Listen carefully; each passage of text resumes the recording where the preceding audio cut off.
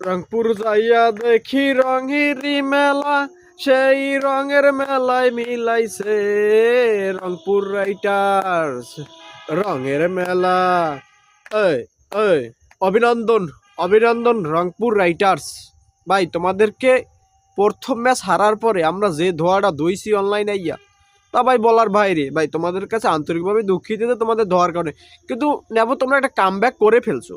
তোমরা কামব্যাক কইরা তারপর দ্বিতীয় ম্যাচে এখন গ্লোবাল সুপার লিগে তোমরা হিরো হয়ে গেলা। এ টাইগার জিতে গেছে, টাইগার জিতে গেছে ভাই। আমি কইতে পারো তোমরা তো বরিশালিয়া বিপিএল, হ্যাঁ বরিশালে ফরচুন। তো বাবু বরিশালে ফরচুন হইলে হয়েছে কি?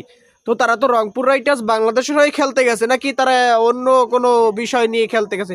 তারা তো বাংলাদেশের লোগো নিয়ে, বাংলাদেশের লাল সবুজের পতাকা নিয়ে ওখানে খেলতে গেছে নাকি? এখন তো রঙের মেলা তারা তো ওখানে বসে মেলাইয়া দিছে। হ্যাঁ বাবু, সৌম্য সরকার তোমাকে ভাই অভিনন্দন। তোমাকে যদি